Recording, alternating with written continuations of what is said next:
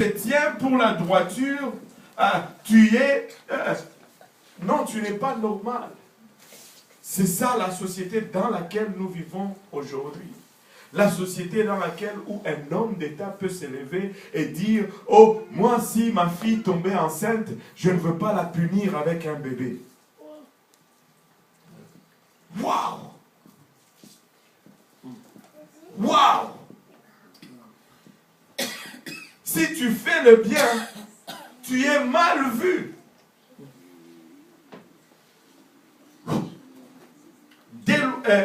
Irréligieux, insensible, déloyaux, calomniateur, intempérant, cruel, ennemi des gens de bien, traître, facile à trahir. Ils trahissent même leurs propres parents. Ils ont trahi leur Dieu même. Nous avons trahi notre Dieu. Traître, emporté, enflé d'orgueil. Oh là là. C'est là qu'on peut s'y arrêter pendant 2-3 semaines. S'il y a tout le monde, c'est lui. Tu les vois tous marcher sur la rue là. Wow. Enflé d'orgueil, aimant le plaisir plus que Dieu. Aimant le plaisir plus que Dieu. J'étais en train de conduire, c'était hier matin, j'allais à un funérail, et là j'étais sur la radio, ils donnaient des nouvelles, ils disent, il y a un combat de boxe qui va se faire entre Boutet et Jean-Pascal, et ils disent,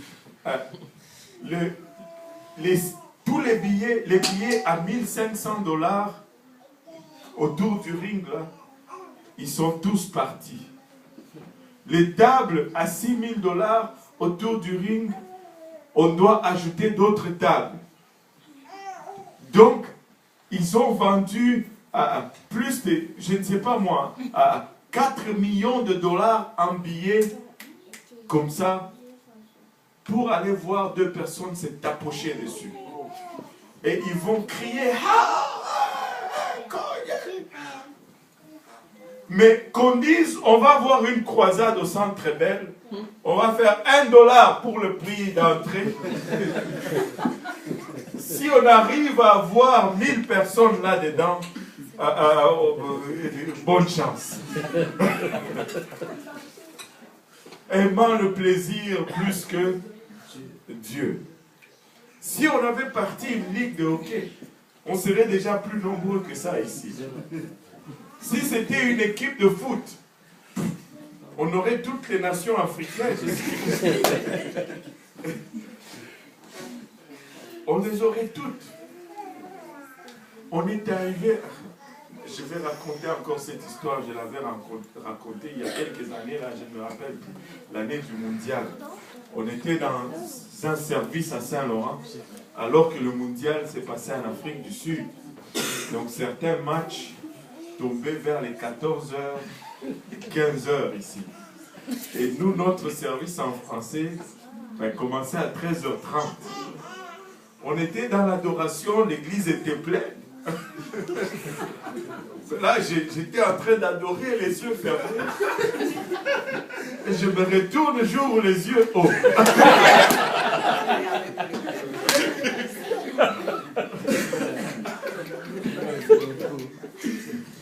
L'enlèvement a pris place.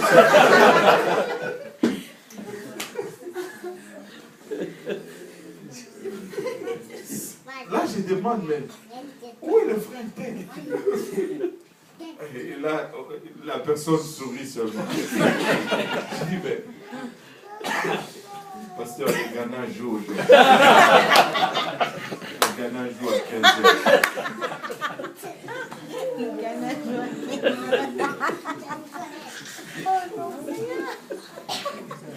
Il quitte la maison de Dieu, il quitte la présence de Dieu pour aller faire l'idolâtrie. Waouh! Aimant le plaisir plus que Dieu, ayant l'apparence de la piété, mais réniant ce qui en fait la force. Ils ont juste l'apparence de la piété, mais ils réunissent ce qui en fait la force. Regardez avec moi le chapitre 4 de 2 Timothée. Chapitre 4 de 2 Timothée nous dit ceci. Je t'en conjure devant Dieu et devant le Seigneur Jésus-Christ, qui doit juger les vivants et les morts, au nom de son apparition et de son royaume. Prêche la parole. Alléluia. Regarde ton voisin, dis-lui, prêche la parole. Insiste en toute occasion, favorable ou non, reprend, censure, exhorte avec toute douceur et en instruisant. Regardez le verset 3. Car il viendra un temps où les hommes ne supporteront pas la saine doctrine. Ils ne vont pas supporter la saine doctrine. Et cela nous amène à notre passage que nous avons lu dans le livre d'Ésaïe aujourd'hui. Nous sommes en train de vivre ces temps où les gens ne supportent plus la saine doctrine. Regardez ce que le prophète Ésaïe nous montre ici. On va aller dans Ésaïe pour un moment et on va revenir tout à l'heure dans Timothée. Isaïe nous dit dans Ésaïe 4, verset 1, et cette femme, que tout le monde dit cette femme se saisiront en ce jour un seul homme, saisiront en ce jour un seul homme et diront, nous mangerons notre pain. Nous mangerons notre pain. Et les 7 femmes ici sont représentatives de cette église. Et c'est déjà triste de voir la condition du monde dans laquelle elle se trouve aujourd'hui, comment elle est loin de la parole de Dieu, mais c'est encore plus triste de voir que son Église, celle qui s'est acquise au prix de son sang, est en train aussi de glisser dans la même pente. Il dit, et cette femme, et quand le prophète Ésaïe dit ici, cette femme, c'est une parole prophétique, il voit dans le futur. Et les 7 femmes sont les 7 églises dont le livre d'Apocalypse nous parle. Et 7 femmes se saisiront en ce jour, 7 femmes saisiront en ce jour un seul homme. Et ils diront, nous mangerons notre pain. Et nous nous vêtirons de nos habits. En d'autres termes, les gens viendront en ce jour-là et ils diront, nous allons avoir notre propre doctrine. Nous allons avoir nos propres enseignements. Le pain qui est toujours synonyme de la parole de Dieu. Mais aujourd'hui, on est en train de voir une génération qui rejette la parole de Dieu, qui veulent manger de leur propre pain. Ils ne sont plus capables d'endurer la saine doctrine. Ils se sont fabriqués leur propre doctrine en ce qui concerne toutes choses. En ce qui concerne toutes les promesses de Dieu, ils se sont fait leur propre doctrine. Nous mangerons de notre propre pain. Je ne veux pas manger de mon propre pain. Je veux manger le pain que l'époux pourvoit. Et le seul époux ici, c'est notre Seigneur Jésus-Christ. Parce qu'il est le seul et unique vrai Dieu. Et il est le seul époux de l'Église. Et c'est lui qui donne le pain. Il est le pain vivant descendu du ciel. Nous ne pouvons pas manger un autre pain. Nous devons manger le seul et unique pain que le Seigneur Jésus nous donne. Et le pain ici, c'est la doctrine. Les gens se sont fait leur propre doctrine du salut. Non seulement, avant d'aller au salut, regardons l'autre partie de ce verset. Et nous nous vêtirons de nos habits. Il dit, nous allons nous vêtir de notre propre façon. Nous n'allons pas regarder à la Bible pour savoir comment nous allons nous habiller, comment nous allons nous conduire, comment nous allons nous comporter. Les habits ici parlent du comportement, de l'apparence et de nos attitudes. C'est que nous laissons transparaître. Quelle image nous projetons? Nous allons agir à notre propre façon. Nous allons être sauvés à notre propre façon, mais donne-nous seulement ton nom. Donne-nous seulement ton nom. Écoutez, je ne veux pas donner mon nom à une femme qui ne veut pas partager ma vie.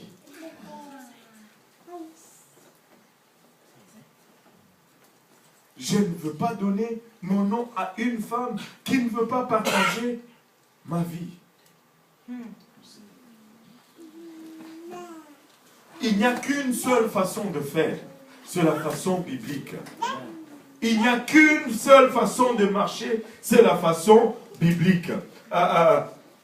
Si nous retournons dans Timothée 4, Paul est en train d'exhorter Timothée ici. Il dit, je t'en conjure devant Dieu et devant le Seigneur Jésus-Christ qui doit juger les vivants et les morts. Et au nom de son apparition et de son royaume, prêche la parole. Prêche la parole. Prêche la parole. Il y a toutes sortes de philosophies humaines qui sont prêchées aujourd'hui. Il y a toutes sortes de conceptions humaines qui sont prêchées aujourd'hui. Mais nous devons retourner à l'original. Nous devons prêcher rien et rien d'autre que la parole de Dieu. Amen. Nous devons prêcher, alléluia, que sans la repentance, tu ne peux parvenir au salut. Nous devons prêcher que si tu ne rentres pas dans l'eau, au nom de Jésus-Christ, pour le pardon de péché, tu ne vas pas voir la rédemption. Nous devons continuer à prêcher que si je ne lève pas mes mains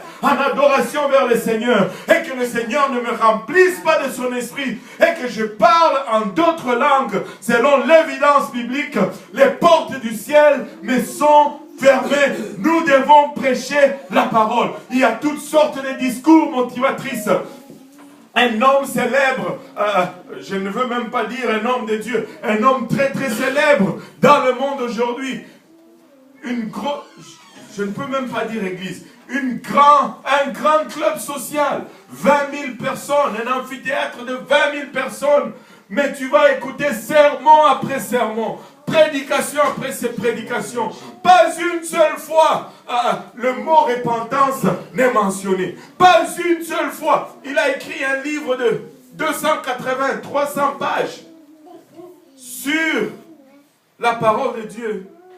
Mais le nom de Jésus-Christ n'est même pas mentionné une seule fois dans la Bible. Dans le livre, oui. De quoi sommes-nous en train de parler? Nous ne sommes pas là pour avoir des clubs de motivation qui vont nous motiver à aller et à faire de notre mieux dans ce monde. Non, nous sommes à la recherche du salut de nos âmes. L'église, c'est pour le salut de nos âmes. Je suis ici pour échapper à une condamnation qui est en suspens sur cette génération. Je veux échapper à l'enfer.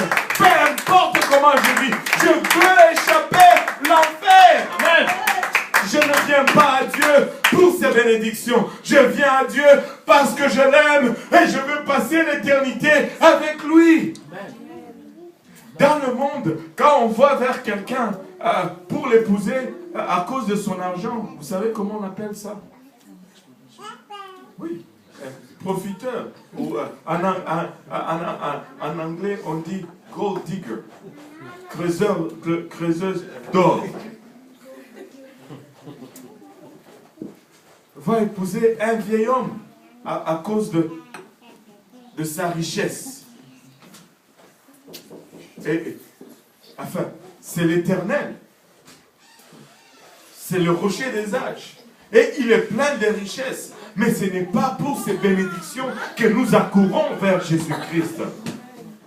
C'est par amour que nous le servons. Alléluia.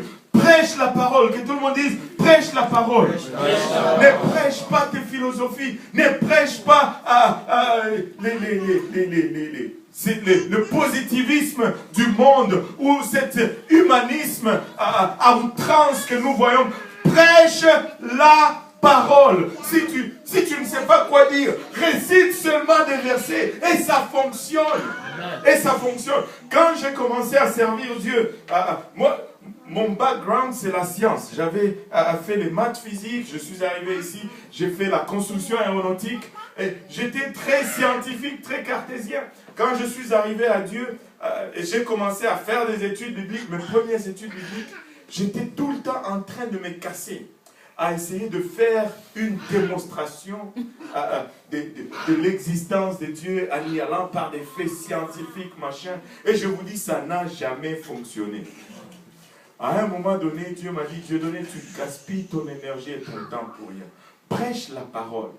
J'ai mis toute cette science de côté, les dinosaures, les australopithèques, les précambriens. Je les ai tout étudiés. Et tu peux démontrer que Dieu a créé cette terre en regardant la géologie et la science et toutes ces choses. Tu peux les démontrer, mais rien n'est aussi efficace que la simple parole de Dieu. Quand tu commences à enseigner tout simplement, au commencement, Dieu créa les cieux et la terre. Ça fonctionne.